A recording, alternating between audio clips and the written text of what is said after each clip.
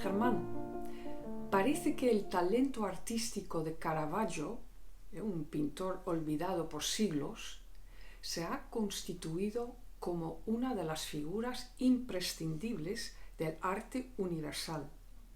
Su última exposición, The Last Caravaggio, en The National Gallery de Londres, es un testimonio. ¿Por qué interesa tanto? Me parece estupendo. Yo descubrí, como muchos, a Caravaggio bastante ya mayor.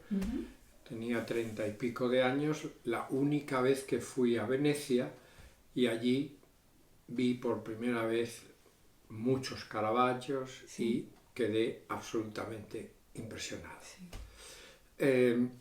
Bueno, ya lo sabes que Caravaggio fue casi un desconocido desde su época hasta 1951, creo que fue la primera gran exposición reivindicativa, y la última es la que acabas de mencionar, ¿no? En Londres, en la que pues han puesto un cuadro estupendo, el martirio de Santa Úrsula, como el foco de la exposición, el foco temático, ¿no?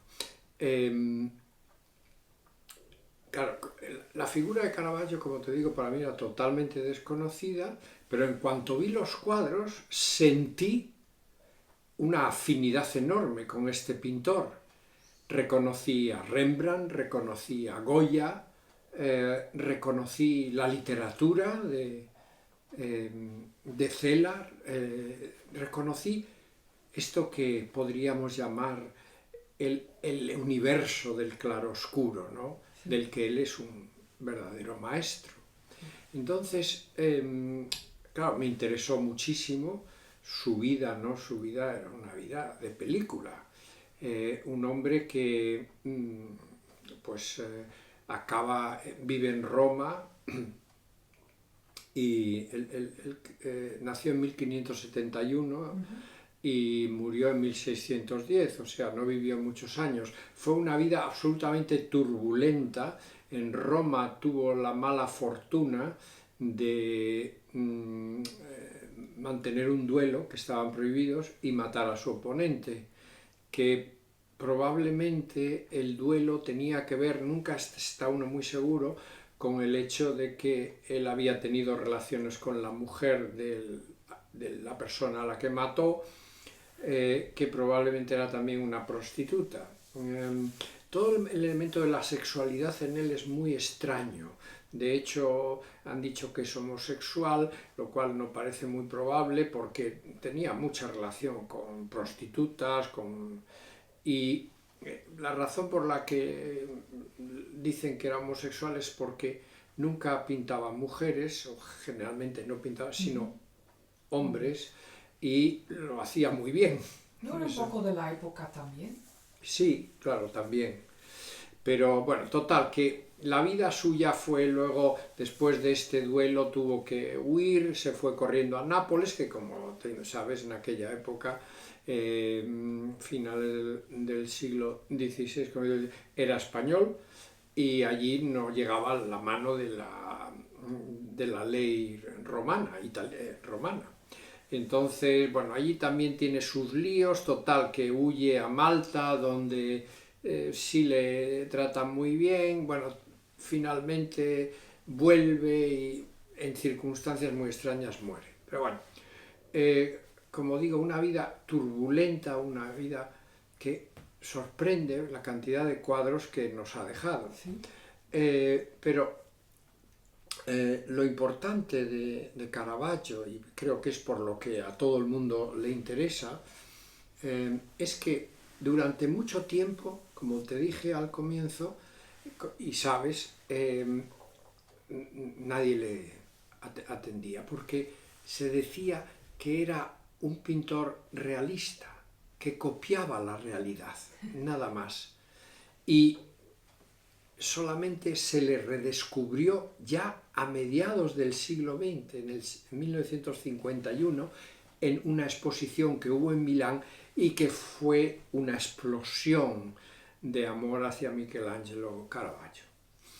De repente se dieron cuenta de que ese realismo, incluso podríamos llamarle naturalismo, que también está en Rembrandt, ¿no? En la lección de anatomía, y lo que hay en Rembrandt, que hay en Caravaggio, es ese maravilloso modo de enfocar con la luz la escena y dejar lo demás un poco, digamos, a la imaginación del que está viendo el cuadro. No está definido. Entonces, en el caso de Caravaggio, un poco distinto en este sentido de Rembrandt, es el contraste entre la luz, el foco de luz en los cuadros y el trasfondo muy oscuro, claro, oscuro.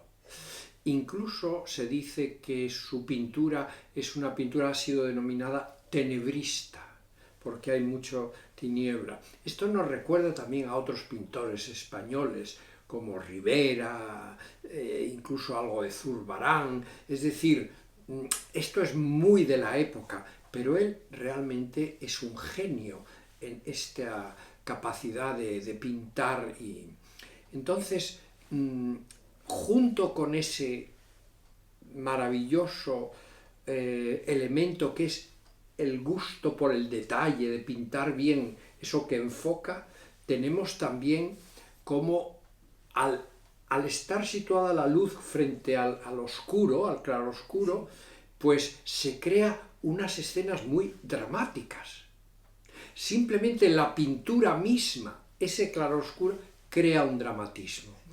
El cuadro de Londres que yo desconocía, El martirio de Santa Úrsula, que es creo de 1606 o 7, es un cuadro en que es un cuadro muy histórico porque hubo unas mujeres vírgenes que fueron a Roma, se dice que fueron 10.000 vírgenes, entre ellas Santa Úrsula. Y allí fueron violadas, etcétera, por los hunos, los bárbaros, los famosos bárbaros. Y uno de ellos le ofreció a Santa Úrsula que, bueno, a Úrsula, que no era santa, le ofrece que si se casaba con él, la perdonaba. Pero ella no aceptó. Entonces él desde muy cerca le dispara con una flecha. Y el cuadro, que es, bueno, ella mirándose sorprendida y la crueldad del otro allí, ¿no? Eso es un momento de un dramatismo enorme. Y eso es extraordinario en Caravaggio. Como el color, la luz, el detalle y lo que está alrededor, que un poco en sombra, crea unas escenas que parecen un drama vivo. Y el impacto en ella, claro. Y el impacto, claro, que ella se está mirando, ¿no? Sí. En fin, es un pintor extraordinario, entre los grandes, que acabo de nombrar una serie de ellos, y creo que merece la pena, los que no lo conocen, empezar a relacionarlo con ese tenebrismo, ese claroscuro, eso, de nuestra pintura y de nuestra literatura, especialmente en las novelas de Cela, en las novelas En tiempo de silencio de Luis Martín Santos, y quizás también ese contraste que hay en el cine italiano neorrealista, en novelistas como Elena Ferrante, etc. Caravaggio, esto claroscuro, tenebrismo, esto está presente en la cultura actual. Y él es el que mejor lo definió y del que todos hemos luego aprendido. Muy interesante. Muchas gracias, Ramón, por tu explicación.